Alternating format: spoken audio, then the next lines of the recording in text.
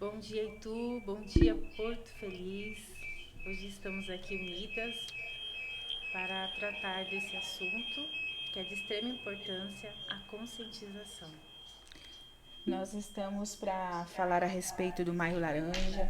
Para você que não conhece, o Maio Laranja ele é o combate à violência contra a mulher, contra a criança, perdão, contra a criança e contra o adolescente. Infelizmente, nós temos visto o aumento do abuso sexual, temos visto essa tragédia ali no Rio Grande do Sul e nos deparamos com uma enorme tristeza quando nós vemos que crianças estão sendo abusadas neste momento de dor, neste momento de perda, de calamidade.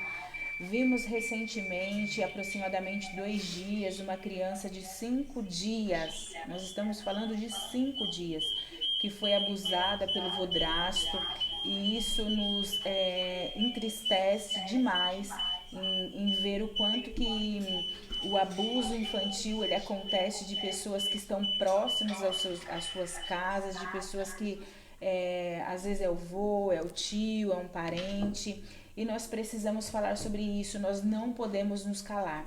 Então você mamãe, você papai que está entrando conosco, você mulher, que você possa passar informação para que as outras pessoas possam ver o quão importante é nós falarmos sobre isso. Eu vejo que é de extrema importância trazer para a criança que não existe segredo, que é importante ter esse cuidado, esse olhar. E o Maio Laranja, ele traz exatamente essa luta. Nós tivemos o caso da menina Araceles, que foi morta brutalmente. Ela foi espancada, ela foi abusada no dia 18 de maio. Nós temos essa luta onde nós falamos sobre essa criança e foi criado o Maio Laranja, falando a respeito dessa importância de combater. Trazemos a flor como símbolo da luta da violência contra a criança.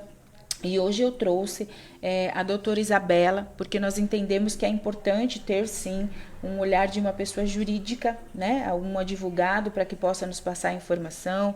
A Aline, que é gestora pública, trabalha bastante tempo com pessoas.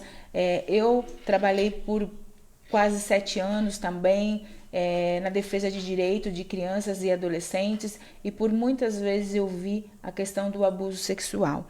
Eu quero, né, para que a gente possa avançar aí nesse tema, pedir para a doutora Isabela nos falar um pouquinho qual a diferença do abuso sexual e a diferença da exploração sexual. Beth, o abuso sexual é toda prática feita contra a criança e o adolescente que tenha o objetivo da satisfação sexual por parte do adulto, né? Então ele utiliza a criança para a satisfação sexual do próprio abusador. Então, ou seja, fazer com que a criança ou adolescente assista cenas pornográficas, presencie relações sexuais, fazer com que a criança ou adolescente veja adultos nus ou revistas pornográficas, observar as partes íntimas da criança ou do adolescente para a satisfação do seu desejo sexual, ou até mesmo falar sobre relações sexuais com a criança para estimular a criança, né, ou aliciar a criança para fins sexuais. Já a exploração sexual tem o objetivo de visar o lucro, né? Ou seja, a intermediação ou o aliciamento daquela criança, ou então a produção também de artigos pornográficos infantil. Então, a exploração sexual visa o lucro daquele abusador e já o abuso sexual é a prática em si, tá? É muito importante a gente poder entender essa diferença e eu acredito, doutora Isabela, trazer para os pais que aqui nos vê e aqueles que vão vir a assistir posteriormente a questão também da internet, principalmente com adolescente. Também, porque às vezes as pessoas elas não sabem definir o que é o abuso e acha que o abuso é aquele onde existe o ato em si, onde o abusador toca na criança. E não é somente esse tipo de situação, né? Na verdade, a pessoa pode apenas conversar ou então até mesmo pela internet, tem acontecido muito. Então é importante que os pais estejam atentos ao que as crianças estão fazendo. Porque muitas vezes o abusador, ele faz um trabalho psicológico na criança, que a criança ou aquele adolescente, ele na verdade, ele conquista aquela criança, né, que tem, na verdade, aquele contato, e aí ele começa a conquistar aquela criança dando presentes, ou então com certas conversas, contando alguns segredos. Ele vai conquistando a confiança daquela criança, e nisso ele começa a abusá-la, e a criança acredita naquele abusador, e a criança acaba que não percebe que está sofrendo um certo tipo de abuso. Então isso acontece também. Então tem que ficar muito atento com isso. Eu estava vendo essa semana uma adolescente de 13 anos, ela conheceu uma pessoa pela internet e na madrugada ela acabou fugindo com esse rapaz, e numa perseguição policial eles sofreram um acidente e ela faleceu. Imagine o trauma para esses pais. Então é muito importante ter esse cuidado e ficar atento ao celular. E até mesmo crianças, porque nós sabemos que existe uma rede de pedofilia, infelizmente, né? Então esse olhar ele é extremamente necessário. Aline, qual que são as formas do abuso sexual? Então, Beth, o abuso sexual ele inclui, né, várias ações, que é o abuso físico, como a doutora acabou de mencionar. Temos também o emocional, né, o abuso verbal, abuso visual, o abuso online e a exploração sexual, que envolve também o estupro, né, da criança, do adolescente. E isso é um crime muito grave, né, que a gente tem visto em várias cidades, não só em Itu, Porto Feliz, vários acontecimentos que envolvem, né, todos esses tipos. Tá. E o que a lei ela diz sobre isso, doutora Isabela? Como que um pai ou uma mãe ele pode procurar pela justiça? Porque às vezes as pessoas têm algumas dúvidas, né? Mas eu não tenho certeza se de fato aconteceu. Às vezes os pais, infelizmente, não querem acreditar nos filhos por serem pessoas próximas, e isso é muito triste, porque na maioria das vezes o abusador ele é uma pessoa próximo da família, diferente daquela pessoa que a criança ou o adolescente vai comprar um pão na padaria e não volta, e é aquela pessoa que vai matar essa criança ou esse adolescente. Então eu gostaria que a doutora falasse um pouquinho, explicasse para esses pais, até mesmo na suposta, né, situação, como que ele procura por essa justiça, o que pode ser feito. Então, Beth, justamente a respeito disso que você está falando, que é muito difícil às vezes de identificar, né? Existe a síndrome do Estocolmo, onde o abusador ele cria esse vínculo, né, com a criança, e a criança ela entende aquele abuso como se fosse um certo carinho, né? Sim. E isso dado a proximidade do abusador com a criança. Porque muitas vezes o abusador é o próprio pai, é um tio próximo, é um sobrinho, né? Então fica difícil para a criança identificar que aquilo é um abuso. E aí esse abusador ele vai criando, né, certas situações que a criança vai entender que aquilo é um carinho, que aquilo é normal. E na verdade não, né? Então é uma síndrome, a gente chama isso de síndrome do Estocolmo. E aí, com essa relação de proximidade, o abusador, ele dá presente para a criança, ele faz promessas, segredos que despertam a curiosidade da criança. Então, tem que ficar atento a isso também. É muito importante que as mães fiquem atentas a isso, né? Então, muitas vezes isso acontece quando a criança passa muito tempo com o abusador, né? Então, muitas vezes, por exemplo, é um tio que mora na casa, né? Ou então, até mesmo o pai. Isso é horrível de conversar, de a gente falar sobre isso, mas infelizmente acontece, tá? Então, tem que ficar atento com relação a essas atitudes. E a lei, o que a lei traz sobre esse assunto, né? Exploração sexual de crianças e adolescentes. No Código Penal nós temos o estupro de vulnerável, né, que é ter a conjunção carnal ou praticar qualquer ato libidinoso com menor de 14 anos. Né? Então, esse é o principal da lei. Aí tem o rufianismo também, que é tirar proveito da prostituição alheia, participando diretamente dos seus lucros, certo? Tem a satisfação de lascívia mediante a presença da criança ou do adolescente, que é praticar na presença de menor de 14 anos ou induzi-lo a presenciar conjunção carnal. O assédio sexual, que é constranger alguém com o intuito de obter o favorecimento sexual, né? Que a gente já falou a respeito disso. E o uso de menor vulnerável para servir a lascívia de outro. Induzir alguém menor de 14 anos a satisfazer a lascívia de outra pessoa. Temos a divulgação de cena de estupro ou de cena de estupro de vulnerável, que envolve a questão da pornografia. Então, nós temos esses tipos de crime, onde traz as tipificações no ECA, né? E também no Código Penal. E todos também têm penas bem altas, né? De 8 a 15 anos na maioria deles. Então, porque algo é muito grave, né? É muito grave isso que a gente tá trazendo aqui hoje. E a rede de proteção. Nós temos o Conselho Tutelar, né? Que é o órgão responsável por zelar dos cumprimentos dos direitos da criança e do adolescente, que pode ser feita a denúncia também através do Conselho Tutelar, né? Você pode me falar mais a respeito disso também depois. As escolas, as delegacias especializadas ou comum, a Polícia Militar, a Polícia Federal, a Polícia Rodoviária. Então, discando 190 também no caso de urgência, né? A partir do momento que tomou o conhecimento do crime, pode estar discando 190. E nós temos também o Centro de Referência Especializado da Assistente Social, que é o CREAS, né, que possui uma equipe técnica especializada para dar todo o suporte para a vítima, né, e para a família.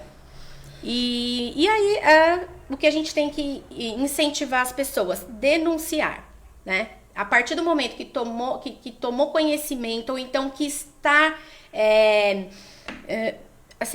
tá observando alguma coisa estranha, ou então uma mudança também no comportamento da criança, já vai procurar, ou procure o Conselho Tutelar ou o CREA para poder conversar e entender melhor sobre o assunto. A partir do momento que está desconfiando, procure ajuda, não deixa estender, né? E as crianças, elas sempre elas vão mostrar ou vai mudar o comportamento daquela criança. Então, tem que observar também isso no comportamento da criança, porque a criança, ela fala com o seu comportamento. Sim. Então, é importante a família estar atenta a isso também. Excelente essas colocações, doutora Isabela. E qual é o papel do conselho, né? O conselho tutelar, ele é defesa de direito. E algumas pessoas, elas confundem isso. Porque o dever de proteger a criança é da família, é da sociedade. E o conselho tutelar, ele vai fazer o quê? Os encaminhamentos. Ele vai direcionar para que essa criança, ela tenha um atendimento, né, em relação a toda essa situação. Então, a partir do momento que chega um papai, uma mamãe, para fazer essa denúncia, o que o conselho ele vai orientar este pai? A importância do registro de boletim de ocorrência, porque através desse boletim de ocorrência é expedido a guia para que essa criança possa fazer o exame, e esse exame ele é feito em Sorocaba. Isso é muito importante. Depois os encaminhamentos, como a doutora disse, o CREAS. Por que o CREAS? Porque o Centro de Referência Especializado tem uma equipe que, por sinal, é uma equipe capacitada para que possa estar trabalhando com esta criança em relação a toda essa situação que ela está passando, né? Então, isso é importante, porque às vezes as pessoas falam assim, mas o Conselho Tutelar não faz nada. Mas espera aí, o Conselho Tutelar não tem uma bola de cristal para saber que dentro daquela casa específica existe uma criança sofrendo violência. Se não for feita uma denúncia, não tem como o Conselho atuar. Da mesma forma, eu vejo que a autoridade policial, Se ela não sabe, como que ela vai atuar? Então, é muito importante. Para você que está entrando agora, hoje nós estamos falando sobre o Maio Laranja, que é o combate ao abuso sexual infanto-juvenil. Um tema extremamente importante. E eu quero pedir para você, compartilhe com mais 5 pessoas essa informação. Nós temos visto o aumento do abuso e isso é muito grave e nós precisamos falar. Como a doutora disse, né, começando falando sobre alguns sinais, alguns alertas com relação a essa criança. Essa criança, ela começa a mudar o comportamento. Tem crianças que começam a ter dificuldades escolares, tem crianças que começam a passar mal, porque o abuso ele pode ocorrer em alguns momentos em espaços diferentes. Por exemplo, quem você permite que leve essa criança para a escola? Pode ser no decorrer disso. Ou você sai para trabalhar, quem que fica com essa criança?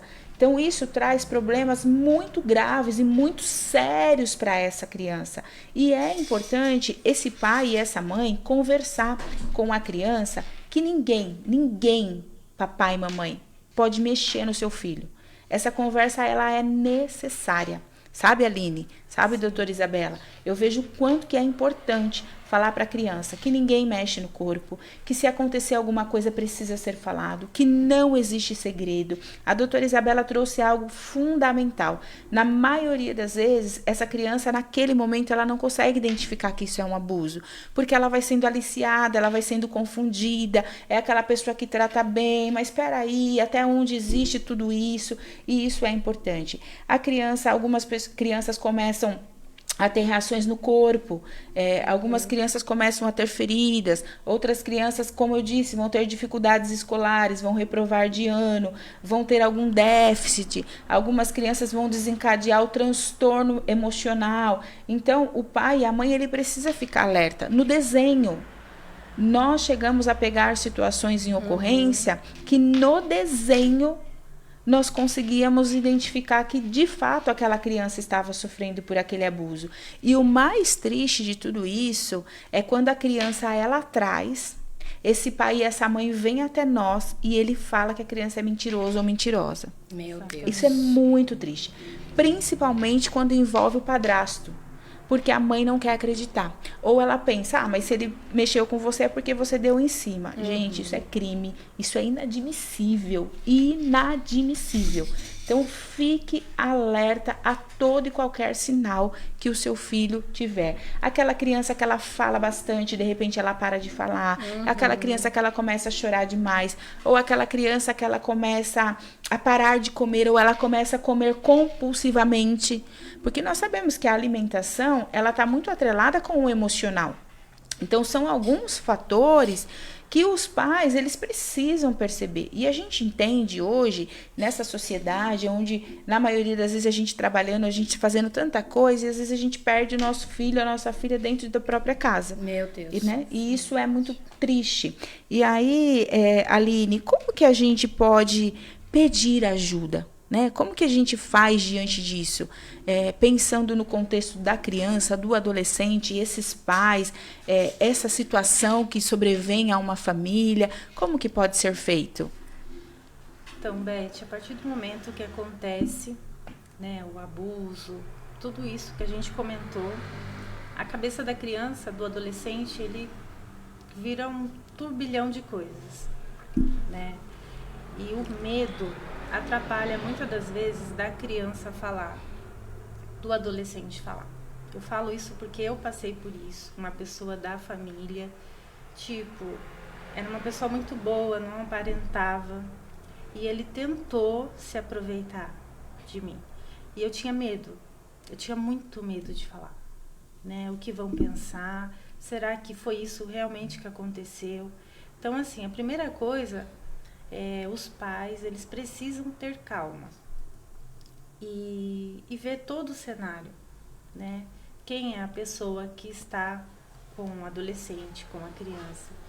Se é uma pessoa confiável, mesmo que seja o avô, o pai, como a gente mencionou, infelizmente a gente tem casos assim, né? Então a pessoa precisa ter calma, ela precisa ouvir primeiramente o que aconteceu, as queixas, se tem algum ponto que dói, né? No caso do estupro, precisa ver mais a fundo e jamais acusar aquele adolescente ou aquela criança, né? Então, o segredo é ouvir, ter calma e assegurar aquela criança: olha, estou com você, pode contar comigo, o que aconteceu, para que ela possa ter a liberdade de ver ali como um amigo, né? Para contar os segredos. E procurar também a ajuda de um profissional, como que é o conselho tutelar, né?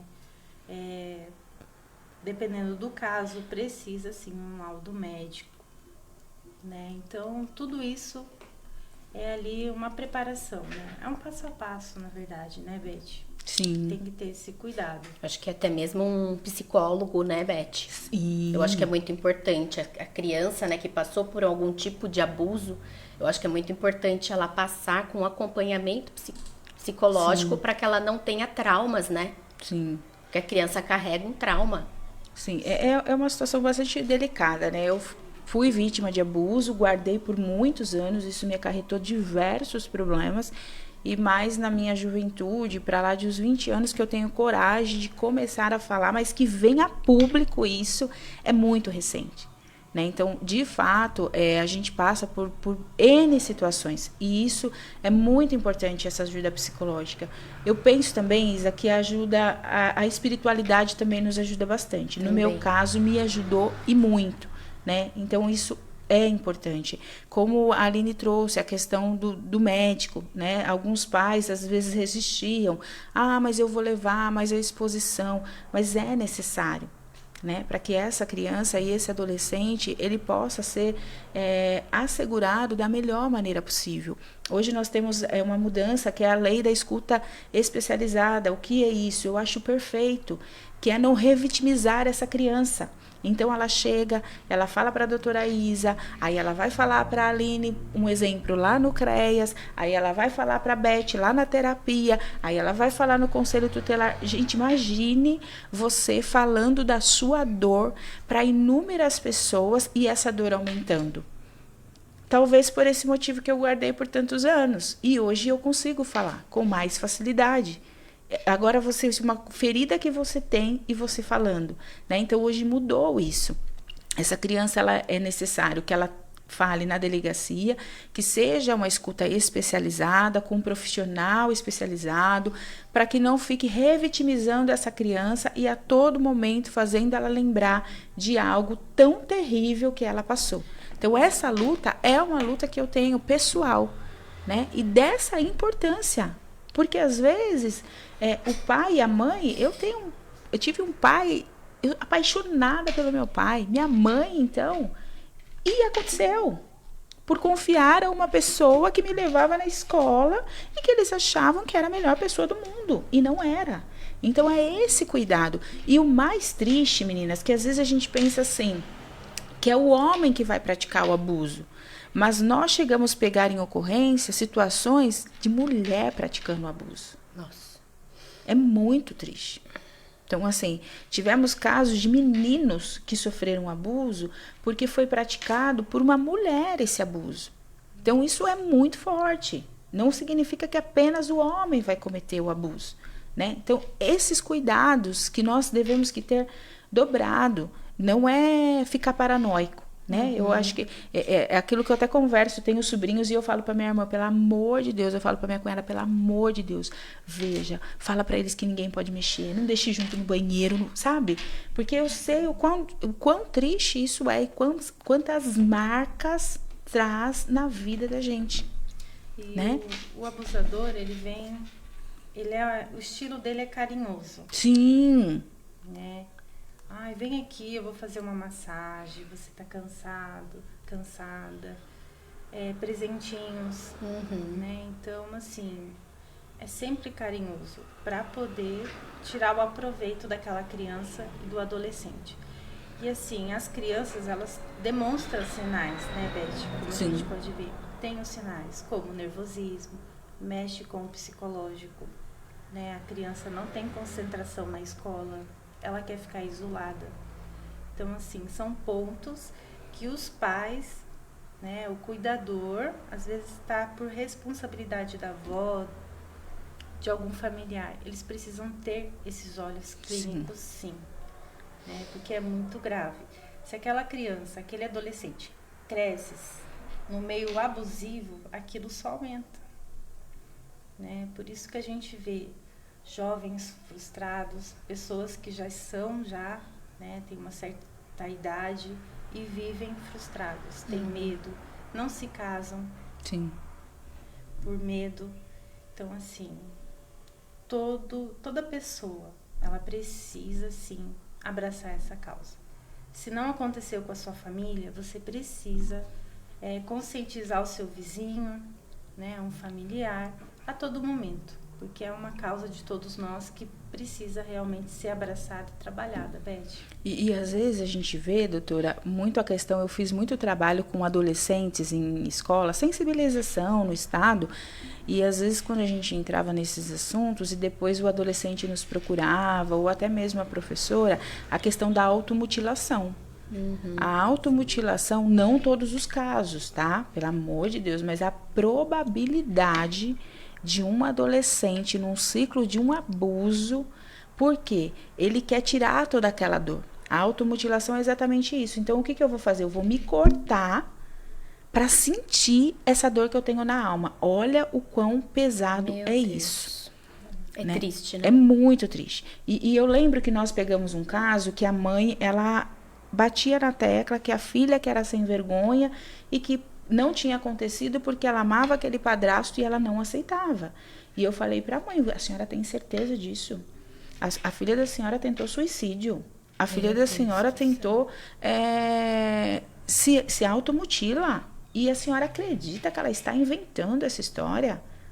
Não dá para aceitar. Então, assim, a senhora está dizendo para mim que a senhora não vai proteger a filha da senhora. A senhora não vai procurar dar esses cuidados para ela?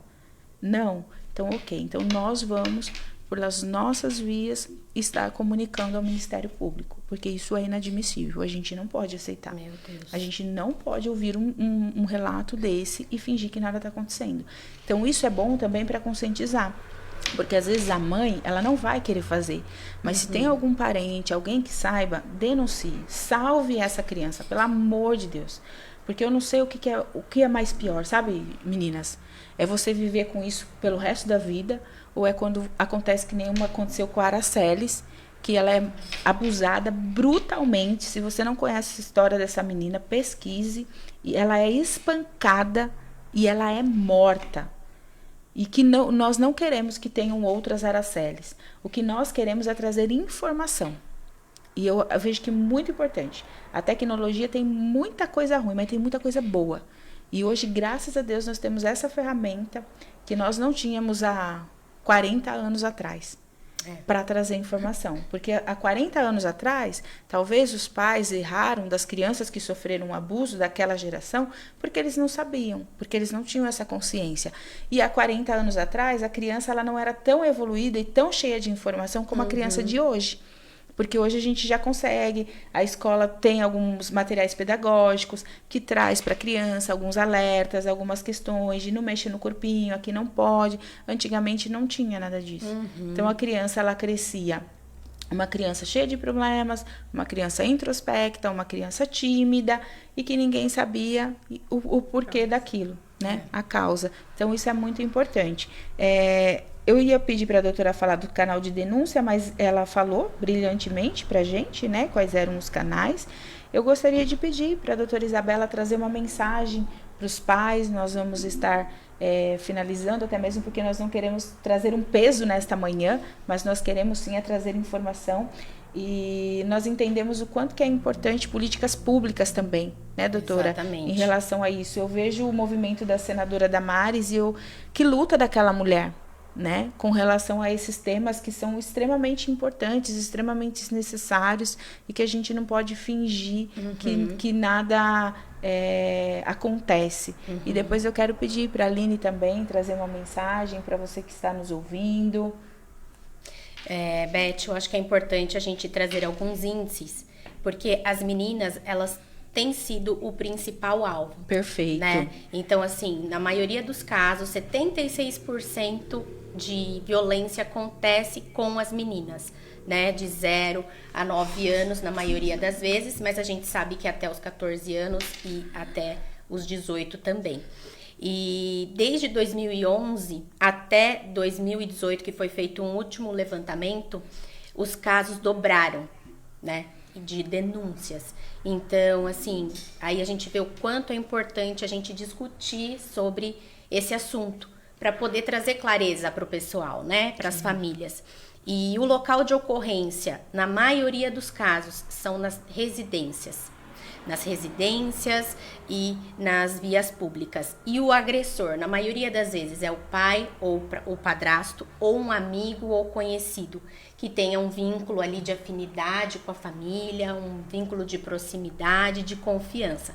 Então é importante a gente deixar claro para as mães e para as famílias que isso não acontece com uma pessoa de fora ou desconhecida. Isso acontece? Acontece. Mas na maioria das vezes são com pessoas da nossa própria família, da nossa convivência, e pessoas que a gente tem um vínculo de afinidade e de confiança, né? Porque muitas vezes as pessoas falam, mas isso só acontece com desconhecido, né? Então, às vezes acontece ali, na própria residência, ou seja, na maioria das vezes é na própria residência, ou com essas pessoas que têm um vínculo de confiança. Então tem que ficar atento a isso. E eu acho que o município tem que fazer esse alerta. Então tem que investir em políticas públicas de conscientização dessas famílias. Para quê? Para que elas tenham conhecimento do que é o abuso sexual, quais são as formas do abuso, e até mesmo para as próprias crianças e para os adolescentes, né? Então, o fornecimento de cartilhas nas escolas, para que as crianças tomem conhecimento do que é o abuso, do que é a exploração sexual, para que elas fiquem atentas. Por quê? Porque hoje em dia as crianças, elas estão muito espertas. Sim. Né? Diferente de antigamente, que as crianças eram mais, né? Eu não sei se é por conta da internet, eu não sei o que está acontecendo com as crianças, mas a partir do momento que a gente explica, fica muito mais fácil dela identificar e não ficar com medo. Sim. Porque às vezes a criança, ela acha que é coisa da cabeça dela, fala, não, eu acho que isso é normal, eu não vou falar nada porque minha mãe vai ficar brava, ou meu pai não vai acreditar no que eu tô falando, né? Então eu acho que o município tem um papel importante, porque ele pode fornecer esse tipo de material nas escolas, ou então até mesmo campanhas no município, através do Conselho Tutelar, do CREAS, e então é uma união, né? Sim. E a gente precisa cada vez mais discutir isso, quebrar esse tabu. Para quê? Para que os índices comecem a cair, né? Sim. Então eu acho que a gente tem que trabalhar nisso e ter muita conversa com as crianças, conversar com as crianças, instruir essas crianças, para que elas consigam identificar quando vir um abusador e tentar falar alguma coisa, algum tipo de abuso também psicológico, e para que as crianças tragam para as famílias e falem abertamente do que está acontecendo. Então, eu acho que isso é muito importante. E, assim, parabéns, Beth, por você estar trabalhando com esse assunto. Parabéns para você também, Aline. Eu sei que como vocês já sofreram algum tipo de abuso, deve ser muito difícil de conversar sobre isso. Sim. Mas eu acho que é um papel muito importante que vocês têm que fazer nesse momento. Trazer esse assunto para que outras crianças não passem por esse tipo de coisa que vocês passaram.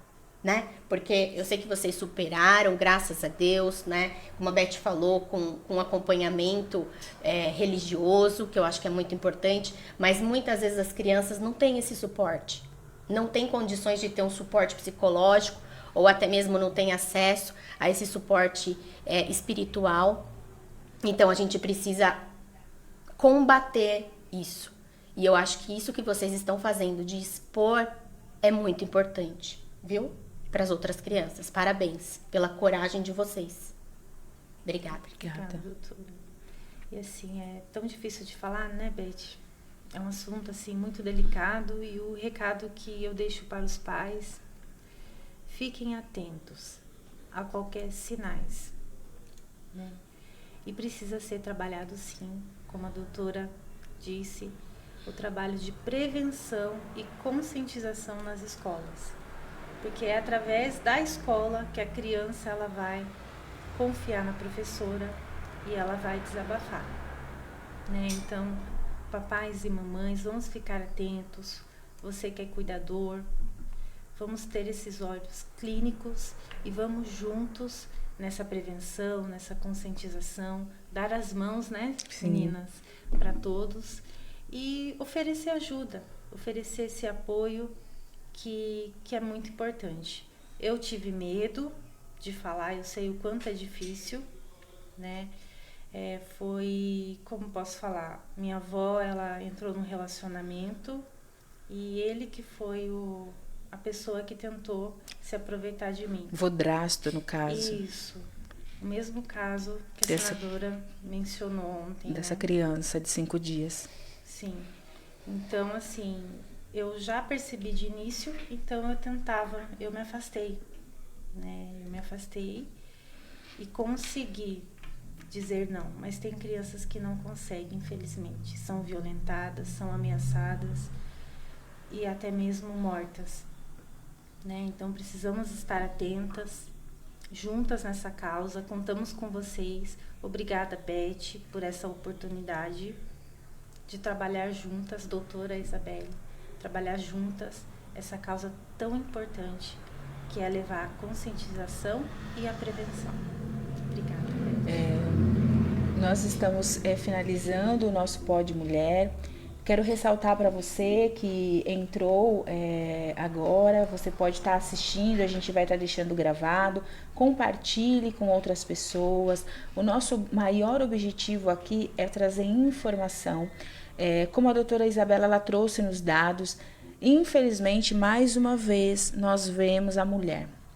Como a mulher é exposta, gente. E assim, é uma luta tão grande, porque nós mulheres, nós temos que entender que nós precisamos urgentemente de umas apoiarem as outras.